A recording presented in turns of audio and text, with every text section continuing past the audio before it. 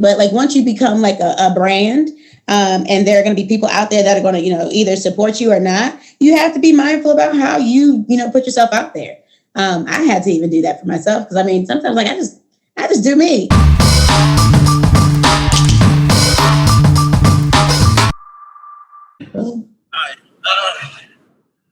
Give me a second. All right, welcome. We are back with the Out of the Berg podcast. This week I have a special guest. She's one of the few people that's known me for 27 years. Whole life. Whole 27. Yeah. Yeah. But she's my older cousin. She has her own business, CoCogin. It's great, healthy, good for you. My mother has some nutty bars that are great too. Frances, what's good with you? Hello. I'm good. For one, thank you for having me on here. Again, I hope I'm interesting enough to be on here and be a part. So I appreciate it. I'm good though. How are y'all doing tonight? We're doing well. Appreciate you for asking. Doing well. I already like you better than Peter. Right? see. All right. Look, let's not beat him up too much, okay? Like, I can chime in, but let's not be too hard. He just likes to troll. It's a conspiracy, Francis. Chris, not so much, but watch out for Shamar. He's just gonna stretch. All right, we'll see. Let's have fun with this. We're gonna have a lot of fun, but usually I ask, how everybody's been, but I think Francis, you broke the ice on that, and Chris, I don't think anything new. Nah, we good. Shamar, anything new? Nope. Okay, yeah. Pretty much. I don't got much new in my life, but we'll go on with the interview. Chris, you want to kickstart? Yeah, sure. All right. Let me pull here we go. First off, what inspired you to be an entrepreneur instead of selling your recipes to bigger companies? It's interesting that you say that because I'm still kind of struggling in this part of the process. Because for one, for me, at least just for my business with CoCogin, that kind of just came out of nowhere, Okay. And it's just it's something that just sprouted out of honestly, I say it just kind of fell from the sky. So it's just how I've cultivated it over the past year. Actually, yesterday was my 1 year anniversary of me having, business, my business license and everything. So let me go ahead and clap on that. We made it a whole year. We made it a year. Nice. But I saw that as something that I created. That's my baby. So it's kind of hard to be oh yeah, let me go ahead and let another business kind of just take over. Cause it's just there's a lot of, blood, sweat and tears. Well, not blood, but sweat and tears that kind of went into that. So it's just just to kind of let it go to someone else, kind of scared that they may not be able to kind of keep it as authentic as it is. So I guess that would be the biggest concern because it's even as small as just kind of getting people to help me, which I know you have to kind of let go of your baby for it to grow kind of thing. But I'm kind of struggling in that avenue because it's just I don't want anybody to come in and just kind of just mess her up, So I think that's the biggest thing. But, I do understand that if I want us to be bigger, we kind of have to, grow in separate arms and things of that nature. So, yeah, I guess that's the hardest part about being an entrepreneur and then allowing it to grow because it's just you get a little nervous with something that you created. Yeah, no, and that makes total sense. That actually kind of goes into one of my other questions here. How would you like to expand your business in the future? It doesn't have to be any specific way. It could just be in any broad term that you want it. Oh gosh. For my business, as a whole, I just believe that CoCogin is more than just a juice. Right. If that makes sense.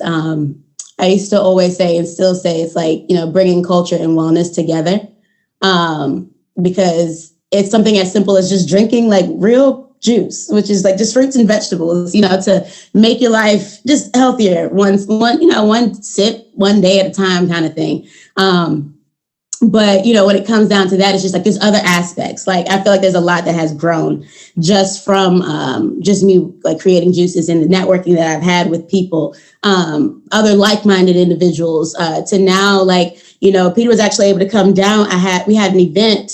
There's an organization that I'm a part of, the Black Village of RVA here down in Richmond, Virginia. And that's something that just kind of came out of a network connection. And now, like, at first we just doing pop-ups, and now we're having like full-blown events where it's just like, actually, it's big shit. Excuse me, can we curse on here? No, yeah. Go ahead. A little bit. That'd be cool, but I just wanted to make sure, but like, doing like real big stuff. It's stuff that you really wouldn't expect. That kind of just goes beyond. So like, definitely like just growing in a sense of just, because one of my biggest things was just being able to change your perspective, off the strength of just analyzing things in a different way that's going to be more beneficial and helpful for us, just to look at, like I said, situations differently. So like, if that's kind of really where I want my company or my business to grow to, just assisting with changing perspective and just growing beyond just, juices. But if I'm answering your question on a more, like a more micro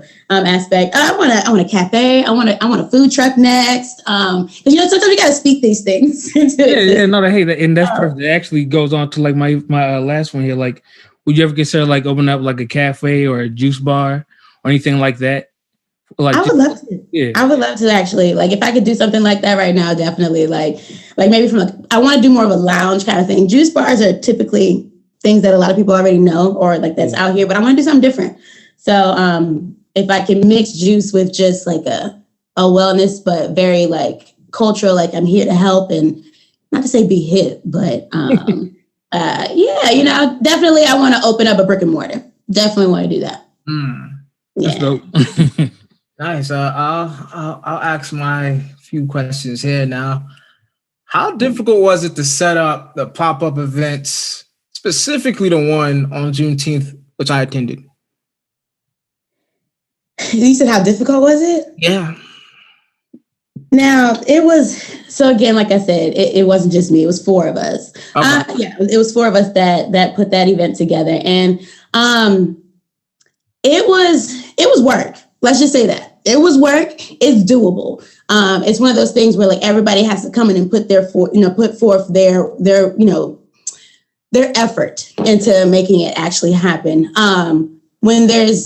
I will say, like, having direction and having a plan and kind of doing things like just planning ahead of time, that definitely helps. But if you are around a group of like-minded individuals, because honestly, it took me back to like being in school and having like group projects. Like, I'm sorry, I did not like group projects at all. I didn't.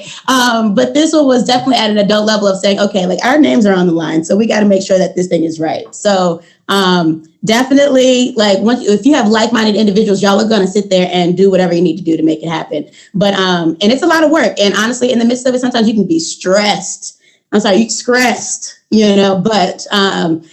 it was one of those things where at the event, we were able to sit back and look at it and the feedback from it to know that it was all worth it. It's all worth it. When you know the why, and even though the getting there can be a little hard, it's like once you get there and you see it, it's well worth it.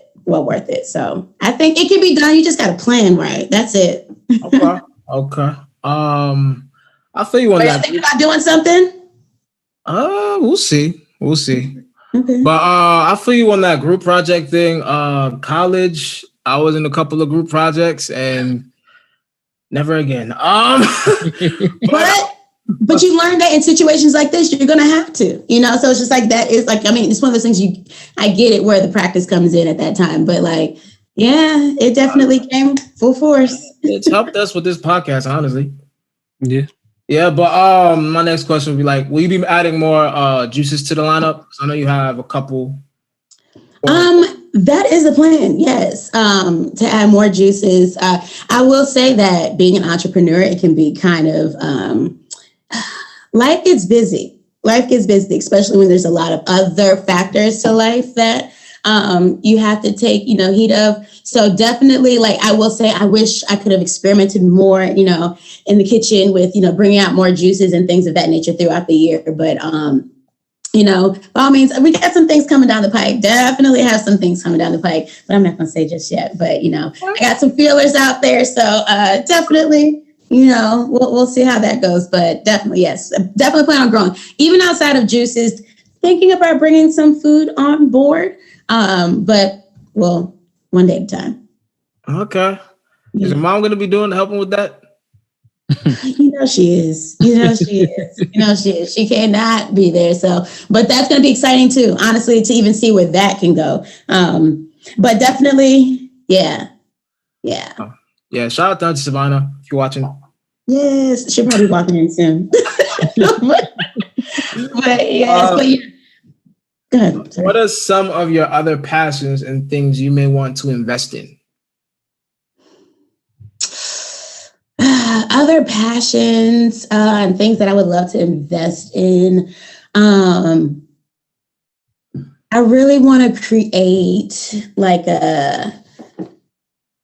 it's been a thought of mine because I'm really big on like wellness. I'm really big on wellness and wellness, not just from like, it's like the whole biopsychosocial aspect of things.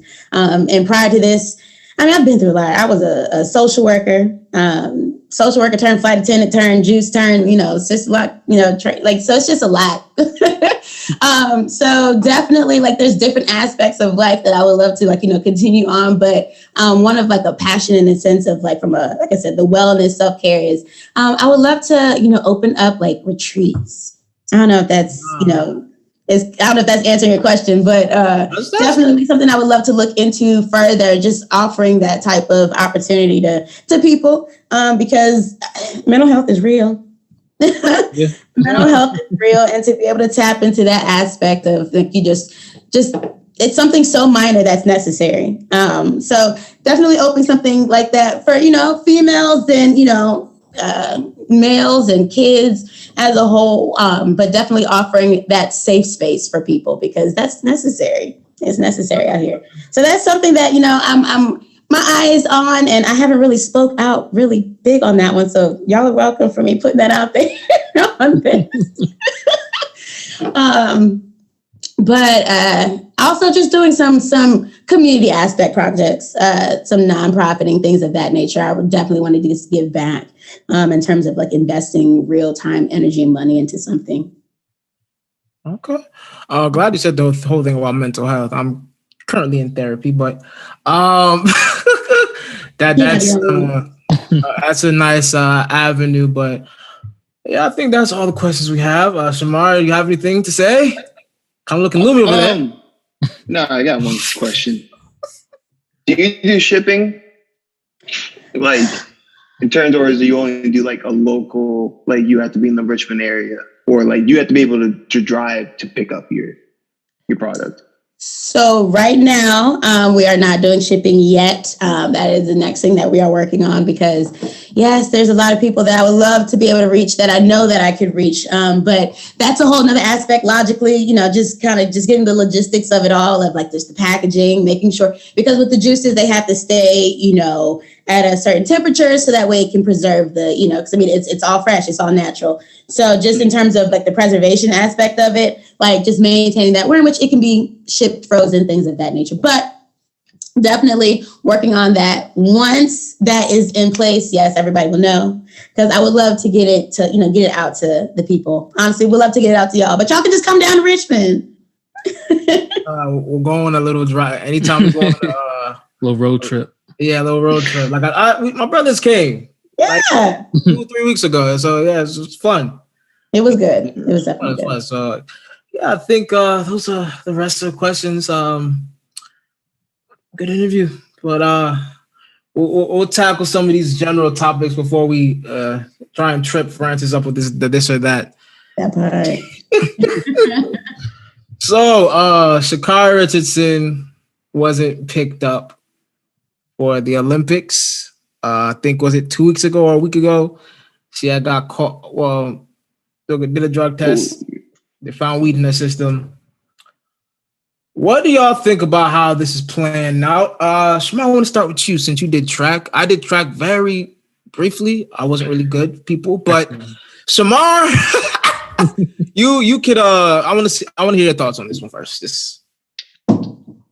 Well, I mean, it's sad to see, but at the same time, she's been a professional for, this is not really, the COVID year is kind of like half the year, I would say. But you kind of know the rules. She was a standout college athlete. As a freshman, she was winning national champions. So once you go into college, you basically the rules transfer over to the pros. Like there's banned substance lists, all of that. And everybody knows that weed is the banned substance. Should it be? That's up for debate. Me personally, I don't think so, because can't really get better by smoking weed. If anything, you're causing self-harm. You're killing your own performance. But in the most part, she also should have a team around her, whether she has a manager or whatever the case is, of people who should know what is banned. And to do it at the Olympic trials, you're kind of playing with fate at that point. I know she had a reason for it, and I'm all for the reason. Do what you gotta do, but she's owned it. She took full responsibility of what the actions were, and it's good to see people were as bring up the topic, all right, well, why is weed a banned substance when in reality you don't gain anything from it athletic wise? Like I said, you only do bad, you only do harm to yourself. So it's good to see now that's the trending topic and that's being talked about everywhere, and not just for track, it's for all sports. At the same time, with everything. When most people smoke weed, you get very lethargic. You basically get lazy. I never met a weed man that is hyper and ready to go. Different drugs. It's a deep relaxation. Exactly. Yeah. That's not what you want to be, especially as a track runner, and especially as a sprinter too. You need to be on the go. You need to be alert, ready to go. Because in track, a second is a lot. People don't realize 1 second is a lot. May not seem like a lot, but in track, it's a big gap. So, you were the GOAT. So we'll see her in truth. You said what? You were the GOAT, so you would know. That's very false. That's very false. I was just another person on the team. Don't put yourself down like that. Nah. Shamar was Frostburg famous for his shirt. Yeah. Chris, any thoughts? Yeah, I do think it's really unfortunate, but like Shamar said, you gotta know what's banned and what's not. Granted, it's weed has never helped anybody accomplish anything except relax, as far as I'm aware. So I don't understand necessarily why they would ban it as a performance enhancing drug. And I don't know why they didn't give it more consideration, because there's been other athletes in the past who've also been caught positive for weed. And they kind of just got a smack on the wrist as opposed to actually being kicked out. Some others have been kicked out, but namely someone like a Michael Phelps and others have still been allowed to compete in the Olympics after testing positive. Yeah, I'm pretty sure it was Michael Phelps. Yeah, wow. I heard something about Michael Phelps recently. Yeah. Interesting. But they're but he got away with it. Why?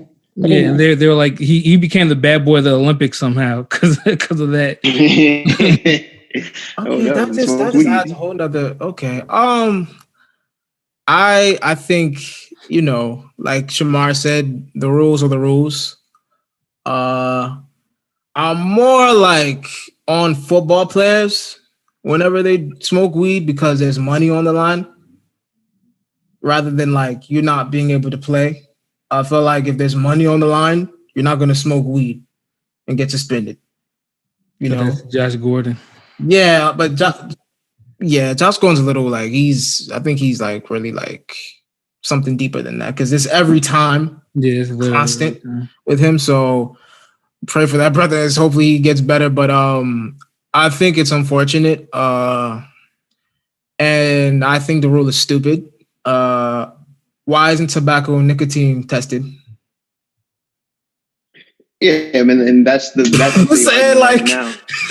And stuff like that, caffeine is I don't know what the proper term is, but when you drink caffeine or you have caffeine, it makes you hyper, it makes you super energetic. Definitely that stimulates your body in a better way than weed does. So that's the biggest thing. But everything, it's I don't know. It's there's a lot of nuance to it and a lot of deep diving that I really don't have any information on. I'll get a little deeper here. Weed, right? like they put weed in these communities, right? And I always ask myself, why is weed the standout, like, for these issues? Like, why is it always weed? And why is it like it's always Black people getting in trouble for this type of stuff? You know, so I really think this is a personal thing. I think it's targeted to African Americans because there are other substances that are far worse that if we tested, other races would be in trouble. Yeah, because even as they like tested her, I think somebody's tweet saying they should test her for steroids too because it looked like her nails and and her hair. Said her nails I was like, there was nothing about that girl that looked like she was on steroids at all. People were literally trying to find things to pin on her. I saw that, and the lady that tweeted that her chin is strong, so maybe we should test her. Sorry, chin is strong. Sorry if I said that sounded wrong. Like because of her nails being like, who was the lady back in the 80s? Is it? The track rider? Yeah. Flojo? Flojo. Yeah. She had long nails. Like, I mean, they're fake nails, though. That's the thing. It's like you can tell when a nail is fake. Like that is fake nails. The hair is. I mean, it's fake. Like, she probably has extensions in. Like, yeah, she does. You're just shooting for the moon right now. Like, come on now. Yes. To me, it just sounds like they're just reaching. It just sounds like they're just reaching for something to just, express, to put them. And I don't want to put it that way. Not to say like, oh, they're just trying to find a reason to, knock the next person down that's actually excelling, Don't get me wrong. I feel like in that professional state, and I'm not going on her side or against her. But I mean, let's be real, as human beings, there's a time and a place, for those things. And I think we know right from wrong when it comes down to certain situations.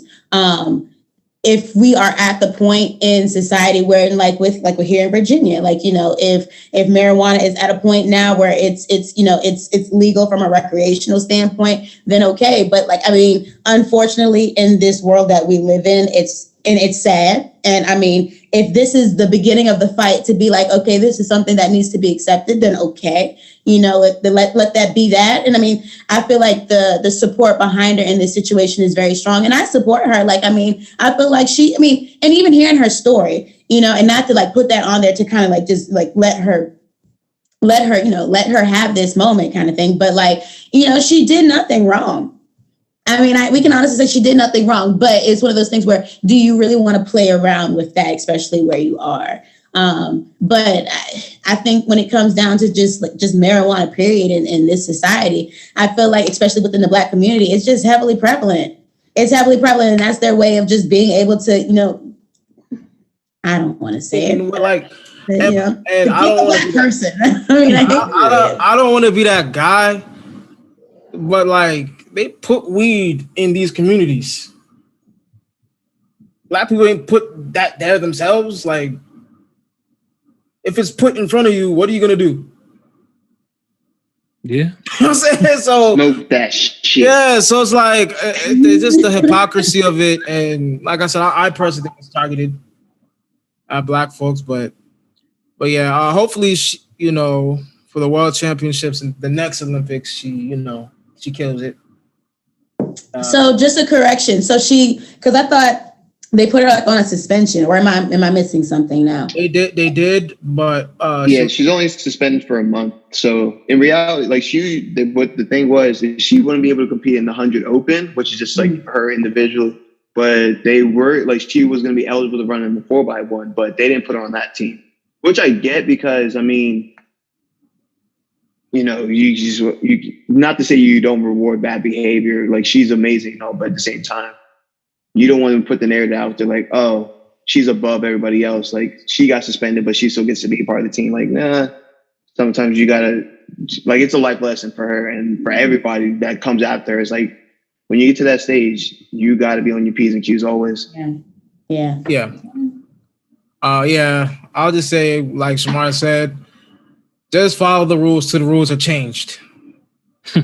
Yeah. That just kind of sounds like, well, just comply with the police officer. Like, I mean, don't. Yeah, I know. I mean, I get it. I gotta be There's a time and place for everything. I get it, and like, it's one of those things where she should have just known. Like, come on now. But I don't know. Yeah, I gotta be PC with that, even though I think the rule's stupid. On to the next. Oh, we're speaking of race. Speaking of race, Maria Taylor and Rachel Nichols. Now this was interesting, and this was killing social media the past week. But Rachel Nichols was caught on tape talking about a hosting job for the NBA Finals last year while she was in the bubble, and I think she quoted saying that Maria Taylor was only given the host job or offered the host job because of ESPN's diversity issues, and that she declined to give her the hosting job because, you know, it's her job. Now she feels like it was her job. And I heard, well, this wasn't on audio, but I heard as well that it was in her contract, which kind of changed my mind a little bit on the subject. But what are your thoughts on this coming out? Your thoughts on this whole diversity thing with companies, and just your thoughts on the overall situation, if any. Anyone, Chris, you want to go? Sure, but Can I ask a quick question? Yeah, what's up? Yeah, go ahead. Just to get a little bit of clarity on you said that it was in her contract. What exactly was it that was in her contract? Now, this wasn't on the audio, but there's a transcript because this thing was like 25 minutes long. And they only like cut 4 minutes of it. She also said that it's in her contract to be a host of the NBA Finals. Yes, okay. So that kind of changed my mind a little bit, but if Chris, you want to go? Yeah, sure. To me, at least from what I heard, and then also like when I saw that part that you were just talking about, it was in her contract. I went from, I guess, like feeling like it was like straight up like a racist attack to being more like this was probably just like her lashing out, and then like she got caught on camera. I mean, still she was wrong because I feel like she never considered that that Maria just might be good at the job at all in her rant. And she went straight for race.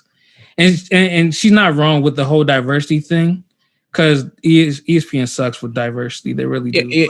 Don't get me started. Doing the same job. Not to interrupt you, Chris. I'm still mad at what they did to Jamel Hill. Yeah. But keep going. Yeah, and so like for that part, she's not wrong at all. But it's just like she definitely shouldn't have came at the race. Even if she's not necessarily wrong, but she like that was the first and basically only thing she went to. She just felt like they gave it to her just because she's a black girl, as opposed to like her being qualified or she just might be better. People might appeal to her more. There's a lot of different factors other than race that could have played into, and that kind of pissed me off with the whole thing. But again, I get like she might have been lashing out because if something's in my contract and then they just like, you know what, we actually want such and such to do it, and then the only reason is because whatever, I'd probably be upset too. But still, I don't feel like she should have came for the race like that. Shamar, any thoughts? Honestly, I really don't see her that being that much in the wrong. Like, yeah, you shouldn't bring race into it, but at the same time, one, we don't know when the conversation was started, so you don't know what was said before. Yeah. Well, I don't know. I have no idea what was said before. I didn't look at any transcripts, so that could be like in the middle. So she could have brought up a bunch of other stuff, and then she brought up the diversity. But you bring the diversity. Oh, that's a hot button topic. Like that's needs the people talking, not any of the other shit. But like, yeah, she's not wrong. Like, why should I give him my position when not saying like Maria Taylor, like I haven't watched ESPN in a while, but I'm assuming Maria Taylor, she's been offered like a $5 million contract by ESPN. So clearly she's one of the better like broadcasters and anchors out there. So it's not saying she's unqualified, but so is Rachel Nichols. Like she has a show on ESPN with Kendrick and Richard Jefferson. Yeah. So for her, and then like you said in the contract, like why should I have to take a back seat because you guys had done a shitty job with diversity? Like I shouldn't be the guinea pig or be the sacrificial lamb. Like I've earned my spot at the table too. Like you gotta at least you gotta have some respect about that. And that's really what I think that's what we really come down to is like they were just gonna make her the sacrificial lamb. Like, oh, we need to have diversity. So you got to go so we can make room for diversity. Like, no, like that's not how shit should work. Everything's earned, never given. And not saying that Maria hasn't earned it, but it just seemed like they were just going to give it to her just because of everything was going on at the time. Right. All right. I see. I like your takes. Kind of agree. I kind of agree with some of the things y'all saying. I think, first of all, her being recorded, the person that did that, yeah, that's no. You don't record people unwillingly because people say things for a purpose, though, because he knew what was going on. I guess he felt like he knew what needed to be put out there. If it was somebody that privately just recorded and was just like, "No, I'm going to get this info." Yeah, there was obviously some intention there with that. Yeah, I'll say this: I don't think Rachel Nichols meant any harm, but I think because she didn't really like. If you heard her, she did say Maria Taylor is, she's doing her thing and she's talented. She's covering football. But I think where she went wrong was when she mentioned diversity because she didn't have to. She could have just said, I decline to give my hosting job. It's in my contract, and left it as that. And we wouldn't be having this conversation. It's more of a heat of the moment thing, though. Like, bro, it's like if I'm in position and it's in my contract, there is no need. It's in my contract. What do I got to be heated for? I declined. No, but but what if, here's a situation. So what if they asked her the first time, she did exactly what you said? Nah, she can't have it. But they keep pressing on. And then you're like, all right, like what's the real reason why you keep pressing me to try to give him my spot? Like we don't know what was said beforehand. Yeah, and then that's where what you said earlier like comes into play. Like we have no idea what was said like before the record was said. So that could have been her lashing out to whatever was said before. Yeah, like this could have been like a week's worth of like talking. Okay, so we're like, all right. We like you said, we don't know the proper the context of it fully, and I know ESPN is terrible with diversity. Michael Smith and Jamel Hill, they did them bad a couple of years ago. Terrible what they did to them. But I see what you're saying there, Shamar, but like, and I've worked corporate before. I still work corporate, and I've worked. You gotta be smart with that. Baby Peter's working corporate now.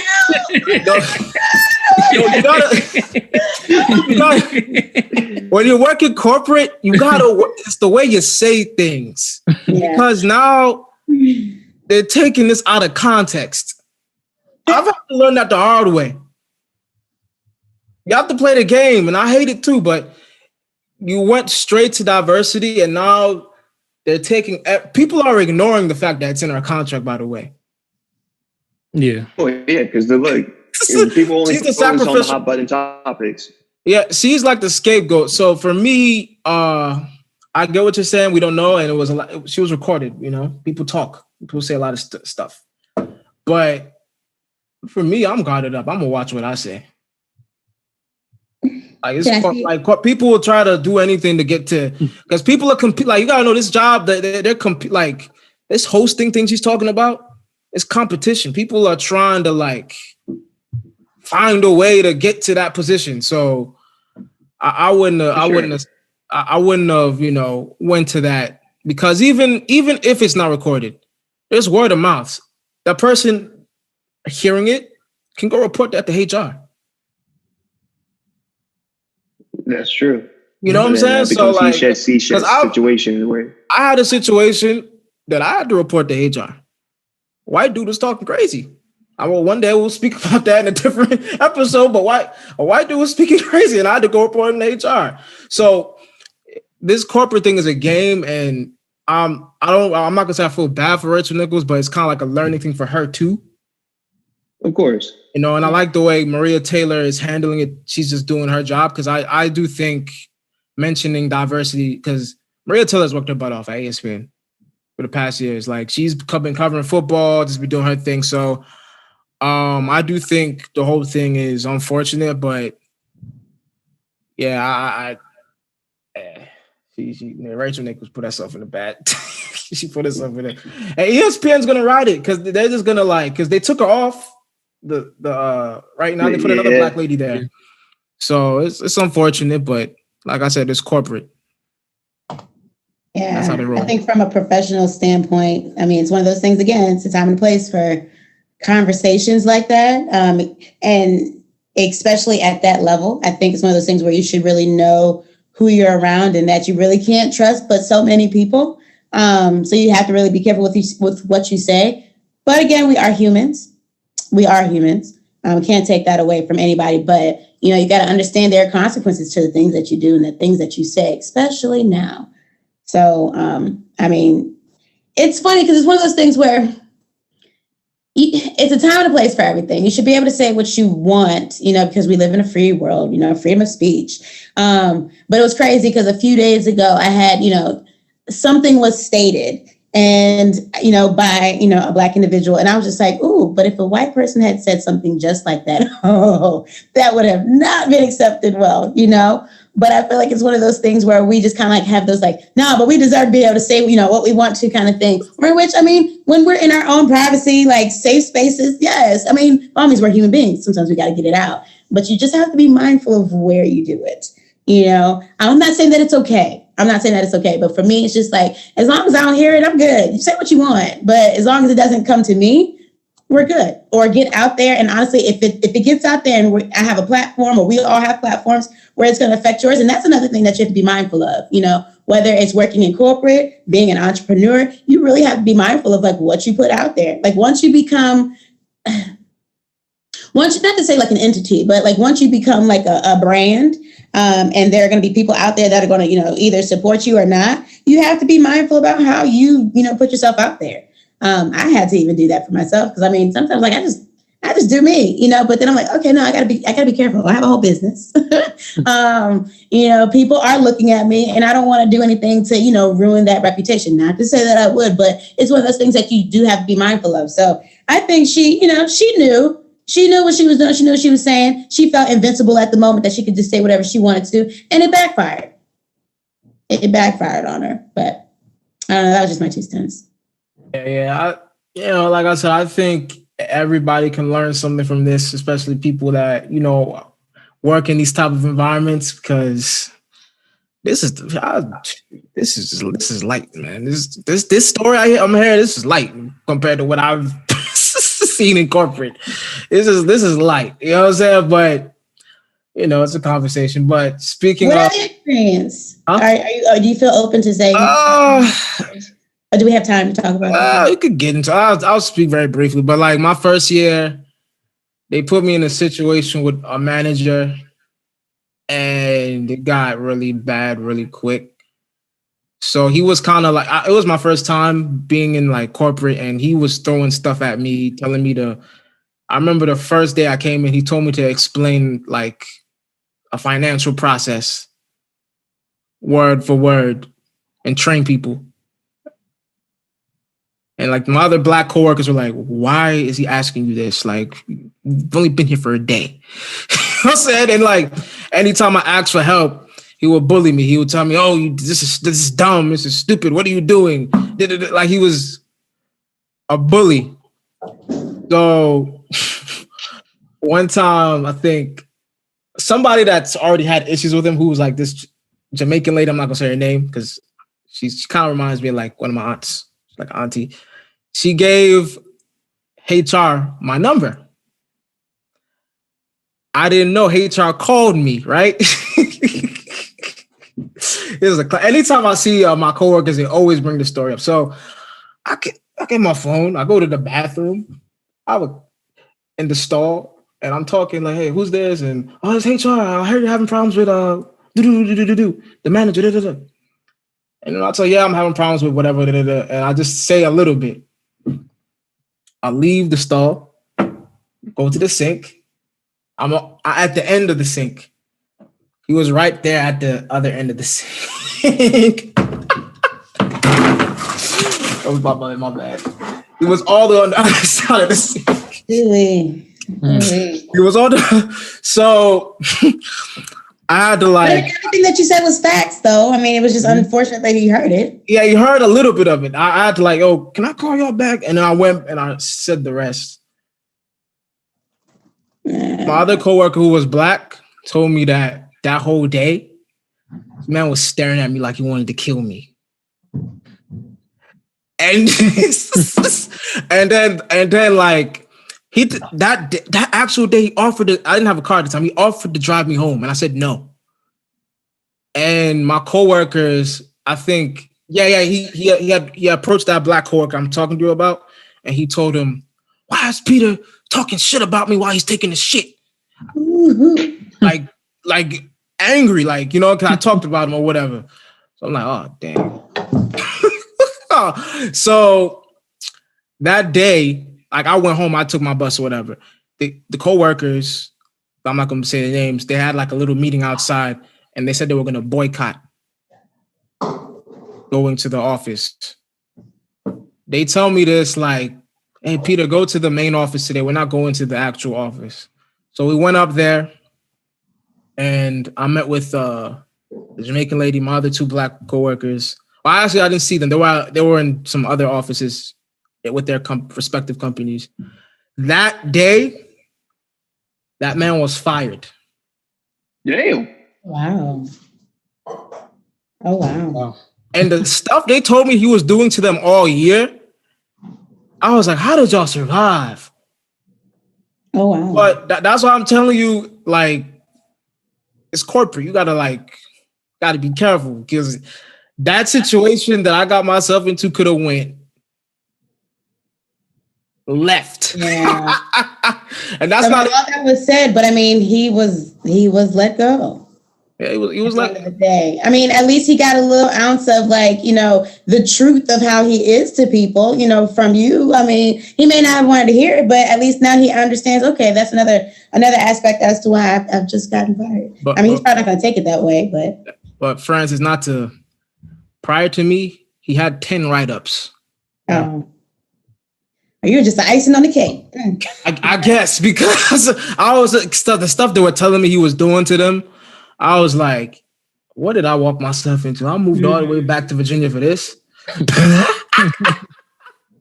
But yeah, those are a few things that, you know, I've seen in corporate. So when I saw this story, I was like, oh, this is the usual. But yeah, that was my situations like that, though. It's one of those big factors as to why people become entrepreneurs. You know, if it isn't something that's already in them, but having to deal with people like that, you know, which like they're controlling everything and they feel like they can say whatever they want to. That's one of the pushing factors, at least for me, you know, as to why I say, okay, let me go ahead and get my own thing together. Let me get my stuff straight, because like, I'm not here to work somebody else's dream and get treated extremely unfairly for it. So, you know, it's unfortunate that you have those situations, but sometimes those situations may be necessary to kind of help drive you to where you need to be. Yeah. That was my little corporate experience for the people who know. Yeah. All right. Well, he's gone now. But I say, where is he? Because let's go. I don't know. I don't really care neither. But because, you know, I told you, past coworkers went on a little strike. TikTok workers are going on a little strike. Black creators have decided to go on a little strike because they feel like all of their ideas are being stolen. Any thoughts on this? Because I found this very funny. I guess I don't have much, except, well, it kind of makes sense because I feel like maybe a year ago, all of them were talking about all this stuff gets stolen. The one that the little girl that made the Renegade Challenge, she was saying her stuff got stolen, and the girl that stole it was on, like, I think Jimmy Fallon or something like that. Yep. And that's just like the difference in treatment for there is just like night and day. It's just like one is treated like, oh yeah, I guess she made it, and then the other one is, you know, on national TV, which is crazy. And I think she even made an appearance at the All-Star game doing the Renegade, if I remember correctly. Yeah. And it's just about time, because the treatment and difference for these Black creators and not getting their just dues is terrible. Yeah, I agree with you there, Chris. But this is beyond this TikTok. Like, it's mainstream. This has always been a thing. Like, I remember with the word twerk, right? It got like popular because of Miley Cyrus. I'm just like, are y'all 10, 12 years late? Like, yo, like, I don't know. I just feel like I'm for it because some of these ideas are always getting stolen. Whether it was Vine, IG, like people always. Map CJ Walker. Yeah. I mean, in a good way. I mean, but that's not compared. I'm not comparing the two. But she did take an idea, and she did say, "Hey, look, let's make this better." But when you have somebody that doesn't want to work with you, then it's like, okay, well, let me do my thing. But yeah, with this, we can tell that it's definitely more than just that. Yeah. But I've heard a little bit more about the whole TikTok thing, because I heard that they're like, just in terms of like how they're even like announcing, like, just, I guess not the support, but I saw this clip where there's like, I guess for people who like actually like make money from TikTok, and honestly, correct me if I'm wrong, I don't know too much about the social medias. I don't like not that well, but like supposedly it's like, when you put like this guy, he would put like, white, supremacy support or, white lives matter. And like, there would be like, they would accept it. But when they would say like, Black lives matters or like, Black success, it would be looked at as like what did he say? It was like a threatening post or something. And it wasn't Yep. I feel like there's like more to it with the TikTok and all of this stuff that's going on. And I saw the Black content being like, not being like, accepted and reciprocated, but like, even just like the respect of like Black and white from just like I don't want to say an imagery standpoint, but like, yeah, I saw that too. It's funny you say that, Francis. I know this white dude that makes videos in support of BLM. Like, he really like breaks down issues among Black people. I know exactly who you're talking about. Yeah. His stuff was getting flagged.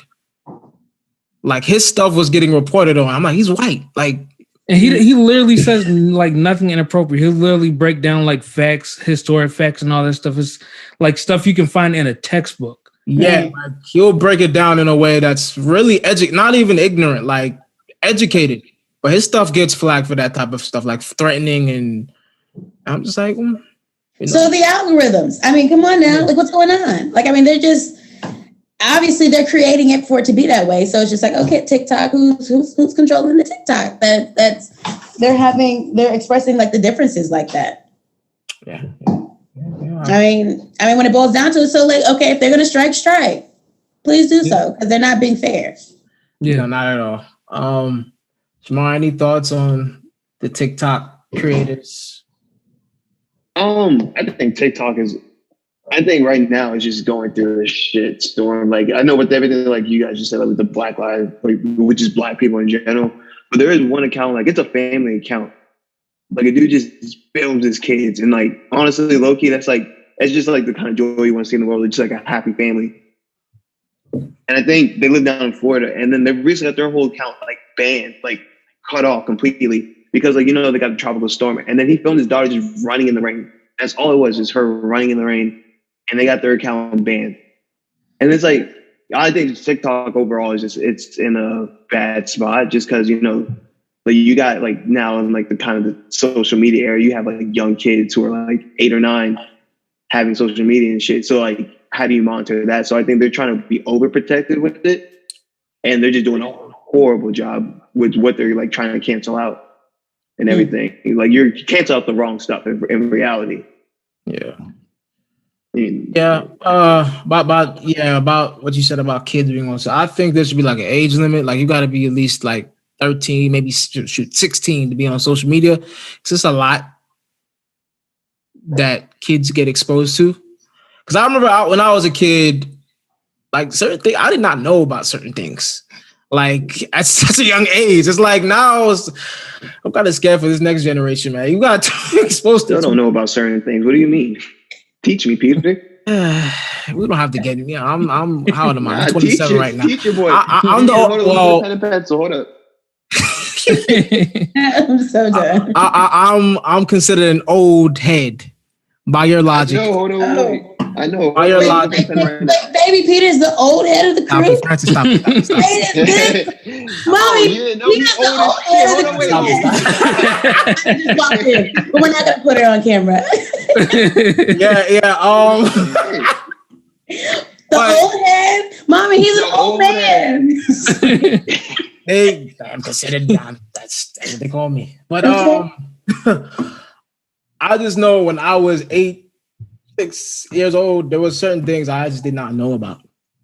So I just feel like social media gotta be like 13, 16, like 16, man. Like, but the thing is, people like kids will lie. Like I had a Facebook in like the 7th grade. yeah. Like, did I use Facebook? Not really, but like it's still like you can easily just lie about your age. That's the thing about it. Like, there's no way to really restrict who can have like really it comes down to your parents and how willing they are to like it really just comes down to your parents, and they have to be the ones that restrict it. Yeah, yes. Because honestly, all it really takes is like somebody knowing like how old or what year 18-year-old would be born in, and you just got put that year. You can make that account.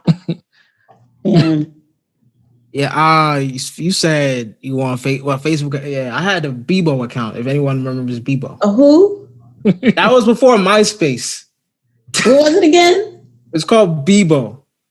Damn, bro, you can Google it. It was before MySpace. It was like a. You see what I'm talking about? Was you born in 1955? Yeah. I never even heard of Bebo. He's doing it again. Right? He's doing it again. I was really trying to think. The only reason why I don't know because I wasn't a big like social media person. It kind of started at MySpace for me. Yeah, and there were a lot of other ones that were just like a little, I don't know, but it was just like MySpace and then Facebook. But good gosh, y'all would really make me show my age when y'all talking about some 7th grade. I didn't have a Facebook till 12. Hey, Chris, Peter used to go down to the corner store and listen to the jukebox. That's how old he is. There you see. It used to cost a nickel. See what he's doing? See what he's doing, Francis? See. I'm not that He used old. to just be in the corner store. He used to be like, the jukebox. Oh wow! You're snapping. I know you called me Eddie from Barbershop, but I'm not that old. Okay. I don't know what that for. You looking like That's okay. Look, don't let them knock you. It's nothing wrong with the old soul. It's nothing wrong with it. No, just because you got wisdom, okay? Yeah, just because you're a pretty boy, Shamar Moore, and I don't, look at you. Ugh. Hey, play my music. Play my music. We don't want you to do those light skin dances. Let's move on. Oh Lord. I remember that debate. I think we don't want it. Yeah. That was a whole thing. That's for another day. My team dice skin. Okay, next. Yeah. Speaking of dances, since your mom wants to dance, Juvenile. Oh yeah. Y'all to vax that thing up. Did y'all? Yeah, I saw that. I couldn't watch it in its entirety. I couldn't. Give me a clip, and that was enough. Yeah, no, that's all. Honestly, all you need. I was really? confused. That's how you feel about getting vaccinated? That's how you feel about it? Stop doing that, man. Put your tongue back in your mouth. You're acting a little too light skinned, man. Put it back. I didn't even catch it at first when I heard it, because I was just scrolling through something and I wasn't even looking at it. And I heard Vax. I'm like, is he saying Vax? It don't sound like he's saying Vax. And like whole music video and everything for it. Like, whole video. What is going on here? Yeah. Got those black people in there just feeling good about themselves. Like, yeah, I got vaccinated and I look good. Yeah. And I'm about to get this hoe tonight. I'm sorry. That's kind of what I got from it. Like, get vaxxed so that way you can have. Anyways, y'all remember those McDonald's commercials that were targeted at black people, kind of? That's what that reminded me of. Just like they going straight for black people with this. Honestly, my first thought on it, I'll be 100, and I'm not trying to be that person. I'm just speaking just truthfully, just the thoughts that are there. But like, how much did y'all pay this man for him to do that? Just to get black people to come and get vaccinated? Like, how much did y'all really pay him? I mean, I feel like don't get me wrong, maybe he's in support of it. I'm not knocking anyone that is. But to go that route, I mean, I feel like there was a lot of money that was offered to say, hey, come on. That bag was nice. Let's bring in the black, the black body in. Give me 1 second. Don't act up in there. But it was an actual endorsement from is it the black singles, but it's a black like a black Tinder. I forgot what it's called. Blackpeoplemeet.com? Yeah, I think one of them. I forgot what it's called, but it's a black type of black Tinder. Oh, wow. They endorsed him, so it's like vax that thing up so you could go date and meet. Vax that thing. Yeah, that's what the chorus gave me. Yeah. Okay. Yeah, so Shamar, please, man. Let him live in his moment. That's what I'm saying, bro. I'm vaxxed up, bro. I'm trying to have a boy summer. Yeah, dude, you ain't got to twerk on camera here. I ain't twerk. I threw my shoulders back. Okay, you gotta get in your shoulder. Okay, he's watching you. He seemed a little too excited. But yeah, he's working the vaccination through his body. That's I'm trying to say. I'm trying to keep my superpowers. This seems like some beige tendencies, but Jesus. but back to the TikTok. I mean, Juvenile, get your money, man. I mean, I ain't gonna knock you. I mean, I'm not gonna knock it. It's kind of corny in a way, you know. It is, but it's like if that man is getting some money and he truly does think people should get vaccinated, peace to you. It's corny, but it was kind of clever. You know, it was funny. It's kind of like a parody. Like I expected. Who does those parodies? We used to do parody. There used to be guys that used to do parodies. I expected from like a SNL or they should do parodies like that. Or Saturday Night Live. Like we're thinking Mad TV? Yeah, Mad TV. Yeah. They would do something. Weird Al Yankovic? Oh, yeah. Him too. He did someone back in the day, I think. But yeah, it's whatever, man. I'm not knocking it, but it was very corny. Same here, but you know, if it's gonna get people vaccinated, and that's the goal. I'm not, like I would say, people that choose to get vaccinated do that for your best interest, you know, and be safe out here. Like, cause I went out last week, first time really going out. And it's like really open up in the bars. I was the only one with a mask on. Shamar, relax. Let him live in his moment. There were people like that. There was a bunch of people doing that though. A lot of people, no mask on. I was just like, hey, you know, yeah. Those dances right there, Shamar. Hey, you imitating Shamar Moore so well. Like you deserve an award, man. Shamar Moore off the Soul Train. Yeah. Man, don't trip on my big brother. He was fucking it up, man. Okay. But we'll go on to the next challenge. This is a challenge. I do it to everybody. Usually trip them up a little. You know, I've caught Javon, I've caught Dion. I think we caught Rel a little bit. We couldn't catch we didn't catch Mike that much, did we? I don't think so. You know, and I think Mike. No. But most everybody gets tripped up a little bit. Most people get tripped up. And I got a couple here, Francis, that you may or may not get tripped off about. But getting me nervous. Yeah. So the first one is jollof rice or fried rice. Jollof. Okay. Dang it. I have a second part to this question, Peter. Okay. Go. Which country has the best jollof rice? Really? We're gonna do that. Really? Come on. Answer the question, please. Ghana, all day. Okay. You said what? Ghana, all day. He's a troll. Hey, he's a troll. Don't let him get you caught up. I'm not getting caught up. Let's go. Come on. I'm ready. The machine has said that was a lie. Okay, yeah. See. Okay, that was relatively. Well, your perspective is not my reality. Okay? As long as you don't say Nigeria, you're straight. This is true. You could have, honestly, really, as long as you don't say Nigeria. Yeah, shout out to Zahara. Oh. Nasty ass Joe. Jill Scott or Erykah Badu? Ooh, okay. Got one. That's a hard one. Okay, I have to answer it. Jill Scott. Oh gosh, no. I said it. Yeah. Jill Scott.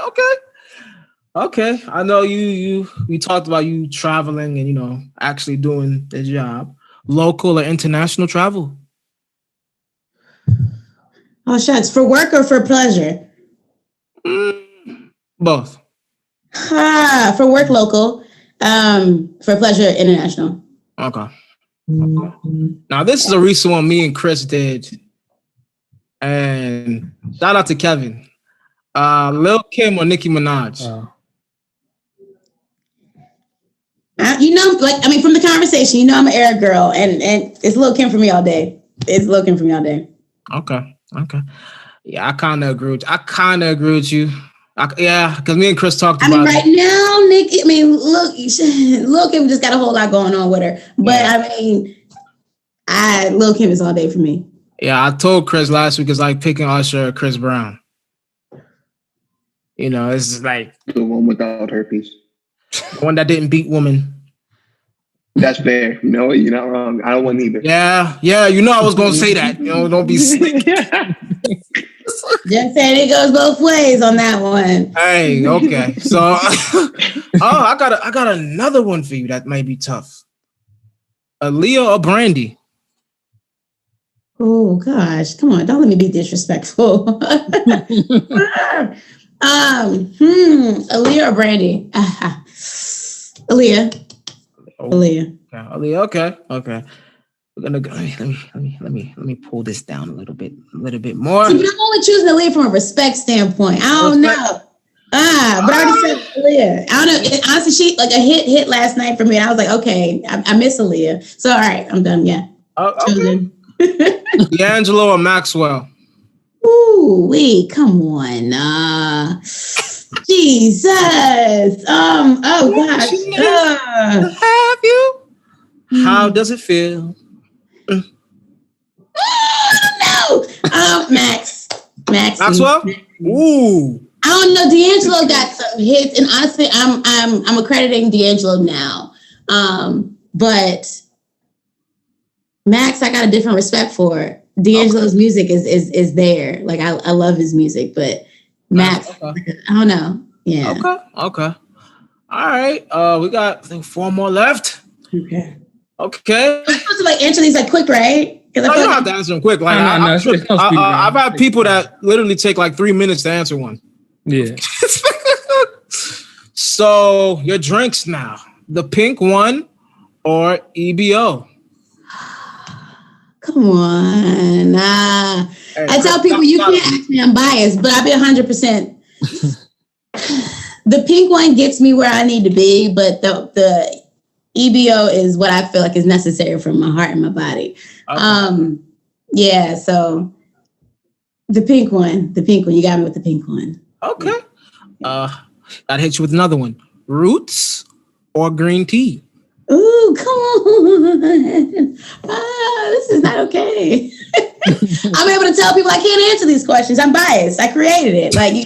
You can't tell me to choose. And honestly, when it comes down to the juices, it's how I'm feeling in the moment. Do I want to feel extra healthy and I want to get my veggies in? Yes. I want to get my heart right? Yes. Do I want to get my skin right? Yes. It's hard. But between the two,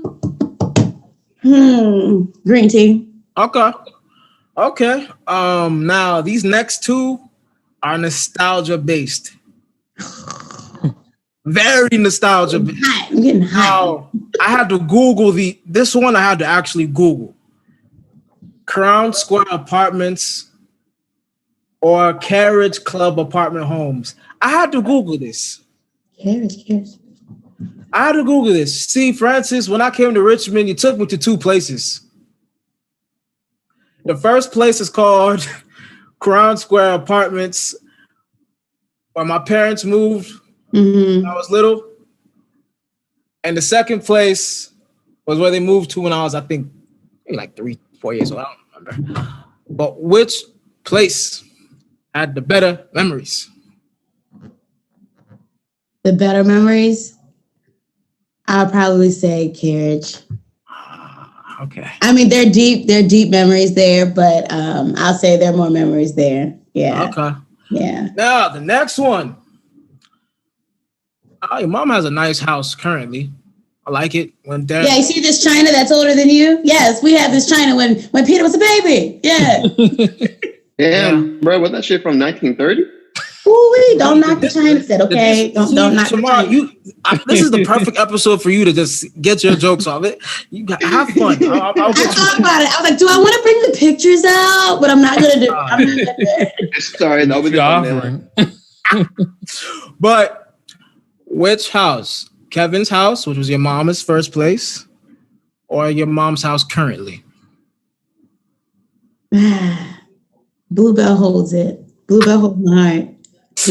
Okay, all right. Yeah, I knew you were gonna pick that one. I knew personally you were gonna pick that one. All right. Shout out to Kevin, by the way. Yes. Kev, big bro. Yeah, shout out to him. We'll get him on here one day. Absolute. Talk some hip hop since that's and basketball and shit. Yeah. But let's go on to the questions from the viewers. We got a couple of them. Oh wow. Oh, the icon. Okay, the archive. Oh, here we go. And again, I just want to say thank you all for having me on here with you all. Hey, no problem. Appreciate you coming on. Thank you. Yeah, no problem. Thank you. Icon. Yes. Okay. I'll pull them up. Peter, you gotta put your reading glasses on. I know it's a little small print back there. Come on. So what? Nah. I didn't hear that. Shamar Moore. First question is. Okay. Yeah. First question. Would you ever be on a radio show? And that's just to everybody. Would I ever be on a radio show? Yeah. Yeah. I would want to host one. I would too, honestly. That'd be fun. I love music, and I don't know, I talk a lot. Yeah, I'll play all the records that Shamar could do as light skin dances too. Oh, okay. Light skin dances too. Yeah, licking your lips and all that. Yeah, he's doing it. Yeah, go Shamar. Yeah, not the glasses. Okay. Yes. Okay, glass. All right, next I question. feel like I would be on one. I don't know if I'd host one, but I'd be on one. Okay. Do you prefer to give a gift or receive a gift? Give a gift. I'm a giver. Give. Yeah, I'm not like give. I like receiving a gift. Let me not try to be all. At this point in my life, probably giving a gift. I'm an older brother, so I always have to give something. Just kidding. I like giving a gift. I don't want to feel left out. Yeah. Shout out to Sean and Dylan, but I always have to give something to them. Yeah. So I don't know. You know how people have like that issue of like receiving like compliments and gifts and things of that nature. Like I'm still struggling with that. I'm like, no, don't give me nothing. I don't need it. But I mean, I want it, but I don't need it. But here, please take this. Yeah, I'm not that. It's funny. So I'm not really good at that neither. I don't really like it's like, oh, you gave me a gift. Oh, what I do? Right. Anyway, next question. Yeah. So, what is your favorite game you played as a kid? Now, game with like video game or just like childhood game? I would guess childhood game. Probably like tag or hide and seek or something. Oh, you know what's funny? Whole story. Me and Frances and Odoi, if she's we used to go to Auntie Augusta's store. If I'm saying this right, we used to always play hide and seek. I don't know if y'all remember. Yeah, that was a thing. I don't know if Odoi remembers, but yeah, that was a thing. I mean, hide and seek was definitely a thing. It was definitely a thing. I'm just trying to think at the shop. We lay down there. I'm sure we did. But okay. I'd probably pick hide and seek. Okay. Yeah, hide and seek for me too. That's probably like the last childhood game we played. Remember y'all did that, didn't y'all? Didn't you play with us? No, I wasn't there. I didn't move there at that time. But y'all told me about that. I wish I was there. But you weren't there. You weren't you didn't come that day. No, I wasn't. No, at that time I didn't know y'all like that yet. Oh, true. Yeah, that was the semester before I met y'all, I think. But I heard that story. Y'all was crazy for playing that in the door. Bird and Germ cheated though. They hid in his room. How you going hide in your room? That's good to know that that's a game that people still play, though. I'm not trying to put my age out there. Yeah. It's good to know, like, kids still play that, you know. Yeah. Okay, Shamar Moore, what's your? Yeah.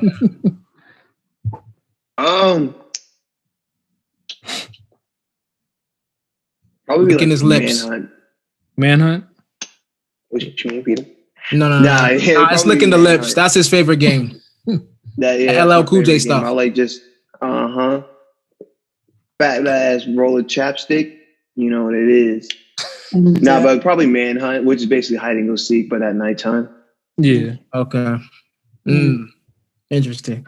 Okay, next one. What is your favorite season? Favorite season. Summertime. For me. I like that in between. I like to like bundle up and like still be not too cold. Yeah, I feel that. I feel like I like spring, but before the pollen. Yeah. Because the in between seasons are good. I like if you could spring, summer, like when spring is right before it gets too hot. So May. You like May? Like May-ish. Yeah, like I like that time. Yeah. Okay. He likes May. Yeah, that's probably my favorite time.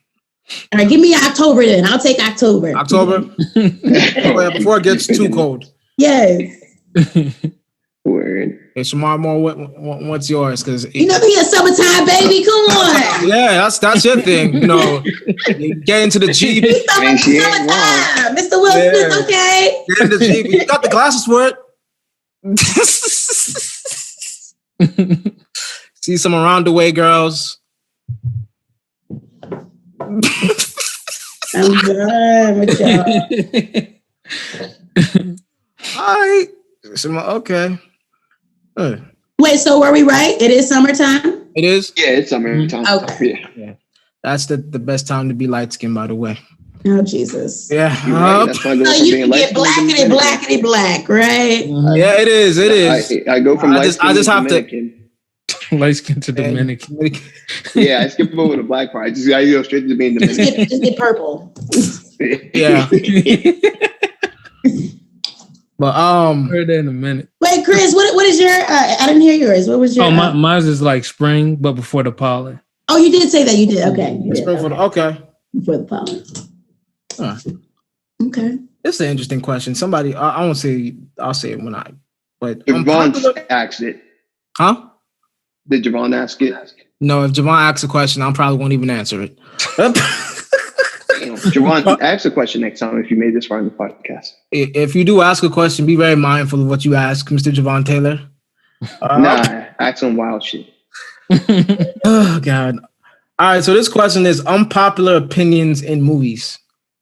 This is kind of one you got to think about because Unpopular opinion in movies? Yeah, like what's your unpopular? Well, maybe like... Oh, I got one. Okay. I got one.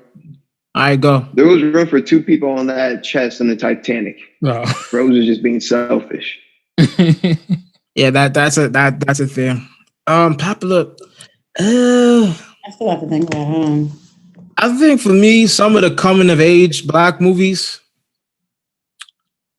although people say they're like classics, I'm just not like Boys in the Hood and Menace to Society. I'm not turning that today. I'm not watching that. You know, I think those movies are just for a time period. Like, it's not meant to, like, you want to know about what happened in the 90s? Like, cool, but that's what happened. I don't like seeing Black people getting shot. Yeah. For no reason. Just somebody walking, he about to get a scholarship, he gets shot with a shotgun. Go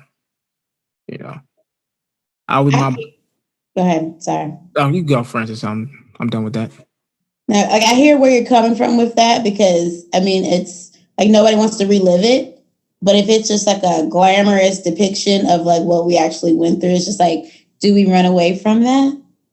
You know? But it's just like, I mean, for people to like really know, like, okay, like how was it really at that time? You know, what did people really go through at that time? You know, is it necessary for us to see it? Or is it one of those things where, we shouldn't keep putting it out there? Don't get me wrong. I'm tired of all these slave movies, but like, I mean, I was about to say that too. It's one of those things where it's just like, I mean, but this is what happened. And this actually looks a little okay to watch, you know, but to see how it really happened, you know, like it kind of just puts that into perspective too. So I don't know. Yeah, I think for human psychology, it's good for those movies, especially on how Black people tackle masculinity. Because in these movies, some of these people just shoot people just for looking at them like this, or looking at them the wrong. If you remember, Boys in the Hood, dude bumped into him at like a movie place, and like he remembered that, so he was like, "Oh, that's the dude that bumped into me," and he shot him with a shotgun. Like stuff like that. So you're just like, okay, why are you triggered by something like that? So I think from a psychology and like mental health aspect, yeah, we should study that. But like to put that out all the time, I don't think is the best. Because that's my opinion. I mean, change it up. I mean, I think now it's at a point where like, let's change it up. I think what was a great depiction of just Black men recently was, I don't know if y'all watched it, but Fatherhood with Kevin Hart. I mean, I don't know. To me, I felt like that was a great, like, different depiction of, like, you know, Black men in that role as a father, a single father. And like I said, I love how they're just showing the Black experience in a different light versus just seeing them being killed all the time, or them being slaves all the time, or, you know, them just selling drugs all the time and being the thug. You know, I love the aspect of showing, like, you know, what it is that you know, that Black people go through that are actually, you know, growth aspects. Because I will say, like, looking at Netflix now, there's a lot of like Black movies or shows that, you know, give a more positive view of like Black people and the growth that they go through, versus where I see a lot of, you know, more Caucasic films and shows that are, you know, just showing like the negative aspect of like how like greedy the white man is. Again, I'm not trying to go to the black and white thing, but like, that's cool. I mean, you definitely making something different. Making a point though. Mm-hmm. Making a good point though. Yeah, you definitely making a good point there. You know, I heard about that Kevin Hart's Fatherhood. I'm kind of nervous to watch the movie personally. Nervous about what? Crying?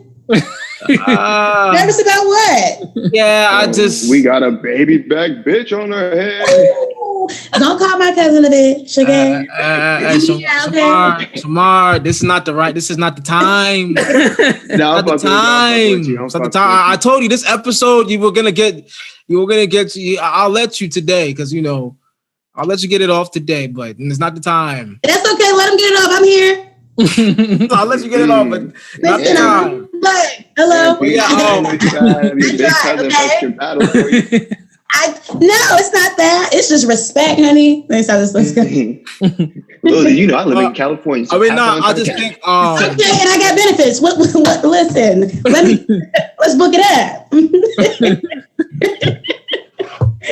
Man, tell him not in California. Tell him in Asia.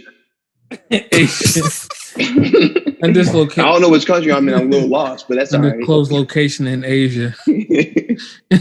Yeah. But yeah, I think no, this is serious. I think coming from a person that's had a different experience, watching that movie would get me very no, I've never had a sister. Frances is the closest thing to that, like an older sister. And like to have a daughter and be like a single father. My mom's a single mother with 3 kids. So it's like it's like the reverse. So I'm seeing it for, so it'll be very you know, I'll relate but not directly. Yeah. Yeah, so I'll watch it though. Perspective to just receive, you know, just see it and pull from it that you can get. But I hear you. Yeah. But it's also something just to kind of see, just to understand and know. But yeah. Yeah, but Shamar, don't get it twisted. I don't cry much often. Okay, you ain't going home no baby back bitch. Okay. No, but you had to say it like Terry Crews did in Longest Yard. Oh yeah, baby back bitch. You gotta do that. That's the only acceptable way to call somebody a baby back bitch. If you do it, you have to do the whole performance. Okay, yeah. I'm gonna let you slide today, Shamar. Okay. Here we go, Peter. Look, here you go, having your big cousin fight your fights again. Hey, listen. Oh, don't get Listen. defensive, sir. Listen. Don't do that. Today's Shamar Moore. I'll let it slide today because I got family. I'll let it slide. Okay. So tune in next week. It's gonna be the same jokes flying. Okay. Whatever.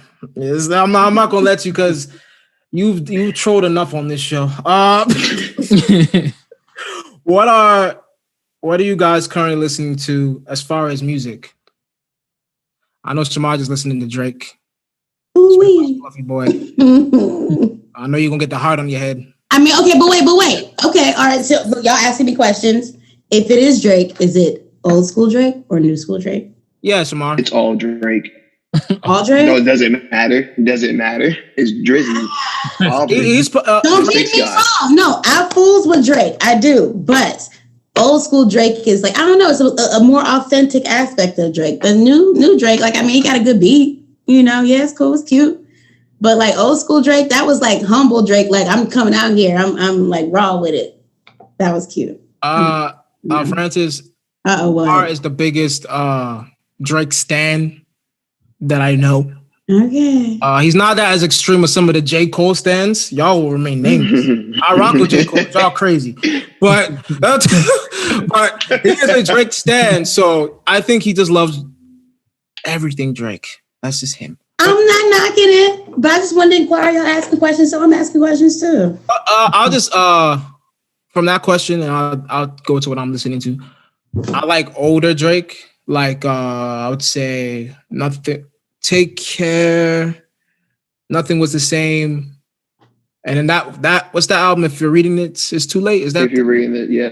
Yeah, I like that. I like that Drake. And then back to back, like that's my favorite type of Drake. Back to back. Yeah. So basically 2015, basically everything from 2015. 2012 to 2015. 2011 to 2015, yeah. Yeah. But what am I currently listening to? Well, y'all said Drake. The song, have you heard Brent Faiyaz? Isn't he like really toxic? Him and like Drake are like in the same category, right? I would say, don't get me wrong. Like his music is like I listen to it, but it's just like but you know what? Okay, I take this back. Some of the stuff that he may say may be a little toxic, but I mean, is it toxic because you got a black man being a little vulnerable about like, or just being honest? No, I think Brent is more. He's just being honest. He's more of like let me excuse my language, but like an asshole with the way he says it. Yes. Drake is more vulnerable. Okay, true. And more like, this is how I feel, even though I'm not a fan of it all the time. He's more vulnerable with his feelings and putting it out there. Brent's just he's an asshole. But I mean, I like the record with him and Drake. I think it's called Wasting Time or something like that. Yeah, I played it a couple of times. I like it. Neptune produced it. Is it new? Yeah. Came out like 2-3 weeks ago, maybe. So it's still new. Yeah, the Neptunes produced it.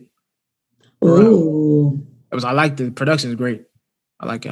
That's cute. But yeah, I think that's that song, and there's a couple of, Shamar says I'm old. I listen to old stuff all the time, so. But Chris, anything? Shamar, you're Drake, Shamar. Chris, anything? Nothing new in particular. I just listen kind of anything. I think I listened to that Lil Baby and was it Lil Durk? I listened to that recently. That was cool. I guess that was cool. Yeah, it didn't feel like nothing stand out to me. I just try to listen to like whatever. Try to stay hip, stay cool with y'all young kids over here. Oh yeah. Speak. I say y'all got this new age stuff. Lil who? It's a little everybody. Low, yeah. Put Lil in front of anything that's your rap name. Yeah. Kevin actually sent me this Nas track with Corday and Freddie Gibbs. It's called Life Is. I forgot the title. Let me see if I can find the title. He sent that to me like a couple minutes ago. I mean, a couple hours ago. Life is like a dice game. Yeah, I like that song. Hmm. I like it. Interesting. But Shamar, apart from Drake, anything else? Oh, Chris? I was gonna say I guess the whatever the movie thing was, I don't like Die Hard as a Christmas movie because it's not a Christmas movie to me. Okay. My man brought it back way back. He said, No, because I just He asked the previous question. He said, "Y'all skip me." Back to that question. I was in the conversation and I just realized like I ain't say nothing that whole time. My bad, Chris. No, you good. My bad. But any other music, Frances, Shamar? In terms of music, it's funny that you say this and y'all brought Drake up, but I'm a little eclectic with my music. So right now I have like a new playlist that I just created, and in that playlist I have her because she had a new album that just came out. But Hiatus Coyote, I don't know if y'all are familiar with that band or group. No. Drake actually check out Free Smoke. Check out Free Smoke on his More Life album. He sampled from them that song. And actually that's what turned me on to them. And it's like they're a band from Australia. And like they got some nice stuff. So check them out. Okay. Yeah. I didn't know that. That's interesting. He out here sampling people. So like, I mean, Drake is cool and all, but he out here, he ain't doing all his own stuff anymore. Yeah, he's out here stealing people's music. But it's okay. Like he brought new artists out that I was able to be like, okay, like, yeah. Exactly. He's a man of the people. He wants to uplift, push down. You know what, man? Drake is one of the greatest, He got a ghostwriter, shout out to Quentin Miller. But he was once that, wasn't he? Huh? He was once that. Yeah, fair. Was he not? And then he rose out the ashes, and here he is today.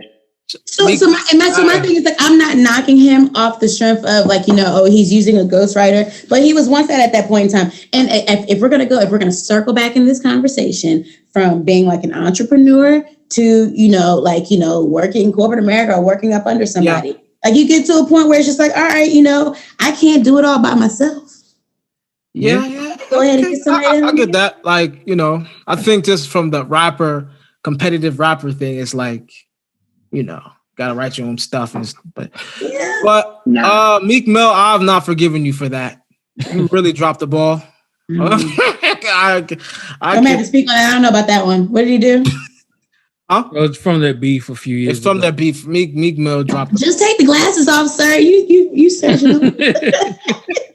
What can't you see? Oh no, I like it so much I can't. He's like, you talk about Peters. Oh, come on, just put him down. Put him down. Man, much like this. Okay. Meek Mill did what? Huh? Meek Mill did what? I said Meek Mill dropped the ball. Like when he had beef with Drake, he lost to the 6th guy, but I mean, hey, it happens. Made us look bad. Very bad. Well. Next question. Any of y'all watch Snowfall? I watched a little bit of it. I haven't finished off the seasons, but I it's engaging. Yeah, I watched. I'm watching it right now. I'm in season 2. It's very. I watch it because I want to know that world, that drug world. It's very interesting, how that world works. So that's why I watch it, and the drama and it's very when you watch it, your eyes get attached. I really like Snowfall. It's very engaging. I think what I've gotten out of that is seeing such a vulnerable soul kind of become very hardened, and it you obviously see it's because of the choices that they make. But for him, it's he feels like he kind of has to do that. So for me, it's just seeing because he's very vulnerable. He's a very soft person and he cares, but then he becomes so hard and a killer, But yeah. I mean, it's like I said, it's a good show. It's definitely a good show. Yeah, you do see that he didn't want to kill. He did not want to kill nobody. I remember the first season. I don't want to spoil anything, but there was a couple of things in the first season where I was he looked dead scared to do anything to anybody. But you're right. Though when he was trying to go get his money. Yeah, that episode was a little too much for me because the dude that got the money did some. Yeah. Okay, like you said, we're not gonna give it away, but Yeah, he was doing a lot. But yeah, Seen it, he but did. No. Not that he was doing a lot. He did enough. yeah, he did enough. Yeah. More, but Jesus. yeah, but I haven't seen Snowfall, but I've only heard good things about it. Yeah, it's good. And like whoever, like anybody who's on it, just like constantly is recommending it. I don't have Hulu currently, but like I'm considering it, but I don't know if I want to get it just for like one show and then just like cut it back off. yeah, You'll get hooked. Just go get your friend Peter's Hulu. Just shoot him a few dollars and make sure you tell a time frame. Yeah, I'll do that. I do that with my brother's old. Like Dylan will just be like, "Oh, Peter, man, what's the password for your Hulu, man? I want to watch this show, man." He's like, "Yo, Peter, what's the Hulu for your ESPN Plus? What's the login for your ESPN Plus?" I'm like, "Okay, bro, I get it." You want to watch a lot of stuff. Well, yeah, I mean, I'm open to that, Chris, if you want. Oh, sorry, I didn't mean to push that out there. I don't know if he wants to. I was just, I like making business decisions over the podcast. We're a podcast for the people. Yeah. Shamar, have you watched Snowfall? I didn't hear anything from you. Nah. Mary J. Blige. But good one. Okay, yeah. I said miss Good that. one. Good one. Good one. I caught it. Peter, bravo. But yeah. All right, let me stop. I'll get him next time. Name your favorite actor. Favorite actor? Actor. So like male. Oh, it could be male, female. Yeah. Y'all go first. I don't know. I gotta think of this one. Are we talking like right now? Let's be a little bit more specific. Favorite actor, just period. That's kind of hard. I think y'all want to do as of right now? Sure, we could do as of right now. Something that you've watched that they're in that they did a good like job in. I'm gonna go Damson Idris right now. Who? Damson Idris in Snowfall. Dark skinned dude. Okay. I'm gonna go him.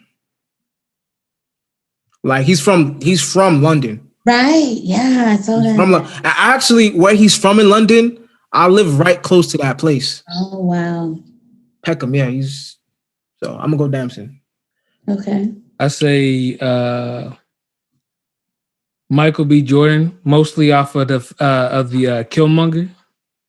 I was like, that was pretty good. Because Killmonger, just being a comic cat myself, Killmonger is like somebody that don't really like put in the comic books like that, but like he just bodied the role, so and even brought the character back and everything in like comic books. So he did it right, he did it justice. I love that's probably one of the villains I root for in a certain type of way. Because he had meaning behind his not to say tomfoolery, but he did have a little bit of like reasoning behind his villainism, if that's a word that we're going to create today. Yeah, no, like he definitely had like a means for like everything he was doing, as opposed to just like being chaotic evil or whatever. Okay. Definitely. Absolutely. Mary J. Blige. Ooh, Anything? I like the Michael B. Jordan shout, but that's really just based off Killmonger. Killmonger. Maybe Samuel too. I don't know. Really, I wouldn't watch a movie just for like, how people watch movies for just like, because their favorite actors in it. Like, I couldn't do that. If that makes sense. Okay. Yeah, like I really don't have a favorite actor. It's just if the movie's good or not. Fair. Okay, fair. Okay, Frances. Okay, so I don't necessarily have like a favorite actor, but I will watch any movie that Michael B. Jordan has because I'm sorry, like this is just I gotta see him. Sorry, like ooh-wee. But if we're talking about right now, like just who I feel like is just like doing their thing, I have to speak back on Kevin Hart. Because I really do love how in fatherhood he held such a vulnerable role, but he was very still much him. And that's what I respect out of him as as an entertainer, as a person out here in, you know, in the game, you know. Oh, bye. Yeah, he got to go pick up his brother. Okay, bye. But no, I will say Kevin Hart right now because I really appreciate his vulnerability. I appreciate his realness off the strength of, like, you know, what he's doing, what he's going through, how he's getting through it, and his honesty through it. Like, I don't know, like if y'all have seen, like, he has like a new, you know, the Red Table Talk. Yeah. Oh yeah, I saw that. He has so with him and Will, like, I felt like that was, like, I don't know, like, I watched it twice today and I teared up on the second one. Like, I don't know, like, I respect, like, who they are as people. And by all means, if there's a different side to them, then, like, you know, let's see it, show it. But, you know, from what I see right now, I'll say actor wise that I respect that, like, I'm like, okay, like, you're doing really good, because, like I'm saying, in Fatherhood, like, you see the seriousness of his, like, of what he's giving, but you still see him and he's funny and he's just being, and you can see that that's just who he is as a person.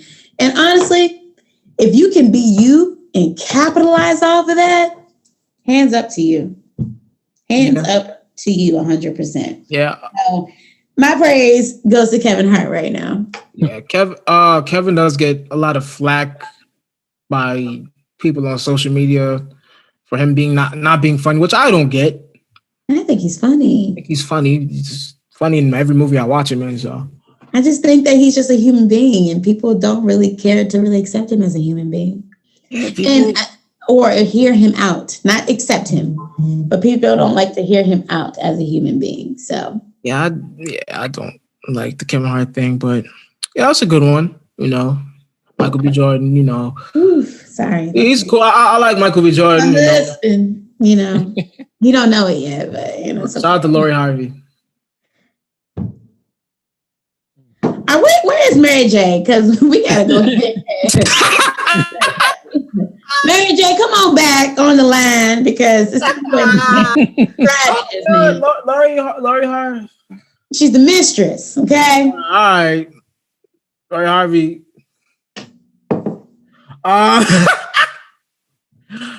Oh, this is the last question. How was Peter as a child? Oh, damn. Oh, wow.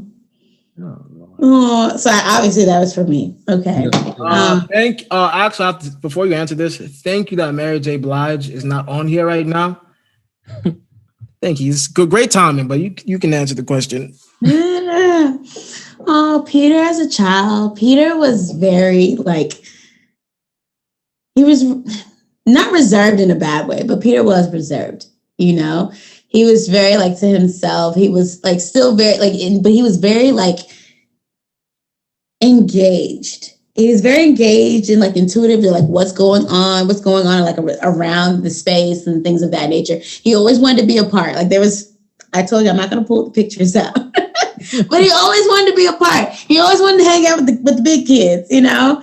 But he was real chill with it. And it's funny because, like, to this day, like, all of my friends still like, oh, little Peter, but it was like a different type of respect for Peter, you know? Like, I mean, he held his, you know what? Peter was an old soul as a young child too. At least all of my friends around the neighborhood and the people that I know, they have, like, a different respect for Peter. Like, Peter is, like, when you bring that name up, it's just like, oh yeah, like, Peter. So, like, it's a respected individual right there. So continue to respect him, okay? Because if you don't, we will come, okay? Listen, we will come through. Yeah. Respect his name.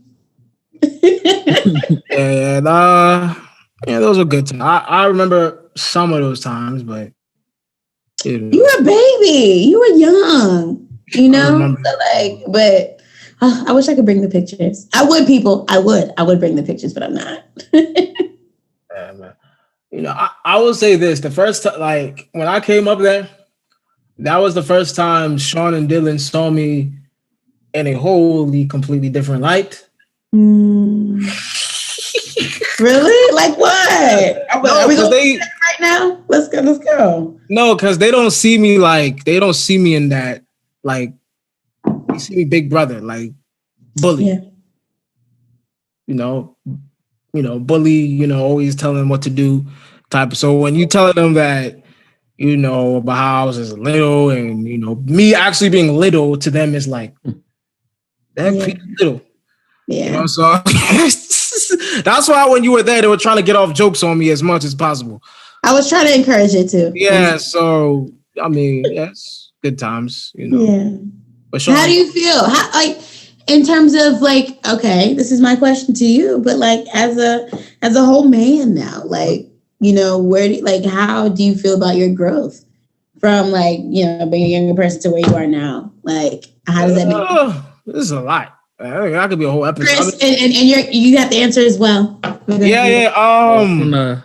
From the what past 5 years I've known you? Go first. Or 5 or 6 years I've known you, I guess. You've definitely changed like night and day, at least from what I've seen. Because when I first met Peter, he looked like he was walking out of a we were talking about juvenile early. He looked like he was walking out of a juvenile like video in 2015 or 2016, you know, as opposed to like right now, like night and day. You know, he had the high top and everything. I remember that. I like remember. He's a whole model now. Right? Growth. Yeah, that's beautiful. I think from like from the time I was little to now, it's like I'm so used to being back then I was like the little one. Like I don't remember I don't like when y'all say these stories, I get like chills. I don't remember, like it's like me little. I always see myself as like a big brother.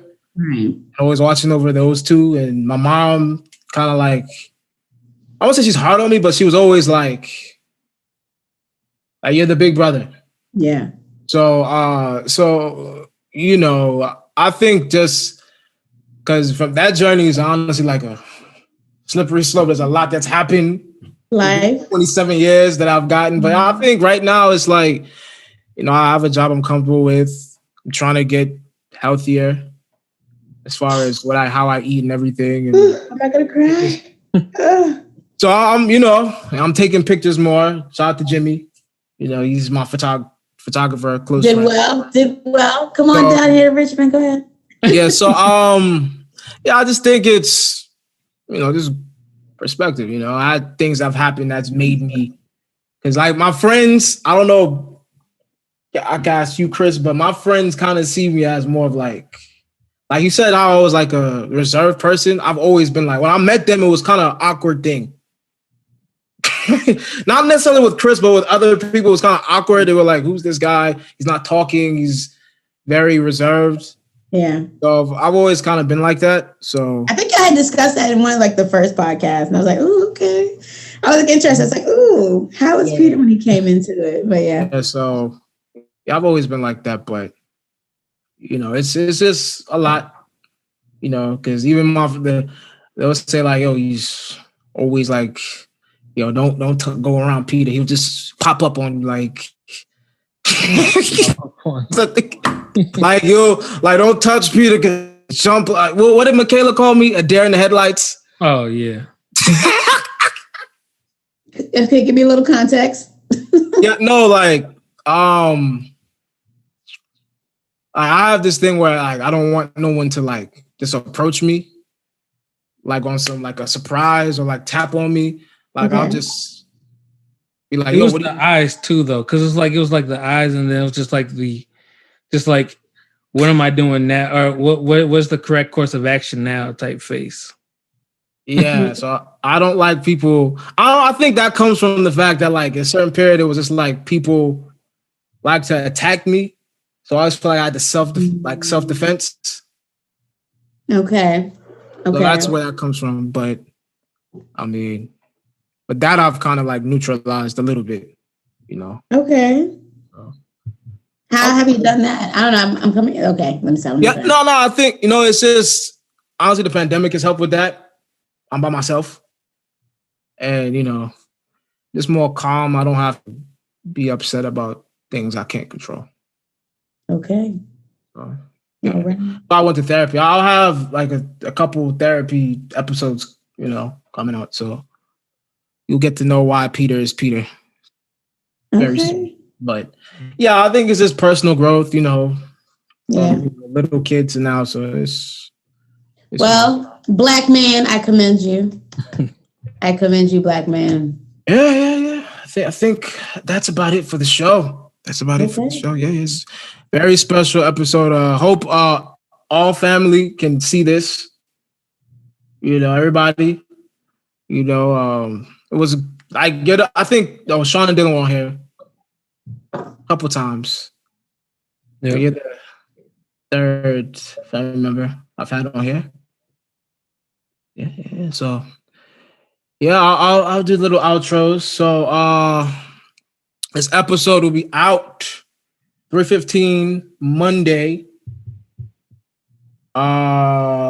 We'll be available on Apple Podcasts, Spotify, Google Podcasts. There's any place where there's a podcast. All podcasting platforms. Yeah. Like, comment, and subscribe. Shout out to my man Marcus. Last episode, he left a couple comments. Shout out to him. Ever actually leaves comments. I appreciate him so much. No, that me and Marcus go way back in middle school. That was my guy. Shout out to him, man. We appreciate you, Marcus. You made my day the other day, bro. When I saw you commenting. Yeah, we gotta have him. We gotta honestly have Marcus on it. Like I may have to, because he's really we talk. Yeah, I was really close with him back. He was one of the few people I was close to back then. So shout out to Marcus. But yeah, keep comment, subscribe, show us some love. The IG page is Out of the Berg, Twitter Out of the Berg Pod. My personal IG is Kofi Pita Pita. Hey. And Pita Kofi on Twitter. Francis. You can catch me on Instagram at CoCogin_juice. That is the business page. If I like you, you can catch me on my personal page at Yemole. That is YEHMOHLEH for right now.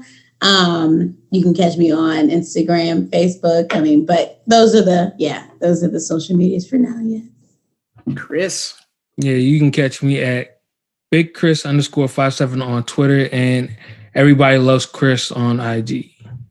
I love it. All right. Yeah, I always say this. I'm gonna change it up a little bit. Stay black and highly. We love y'all. Oh! I thought there was more. My fault. I thought there was. I usually say stay black, stay woke. I wanted to say stay black. Yeah, whatever I said. But so stay black, stay woke. X. We love you. Bye. We love you.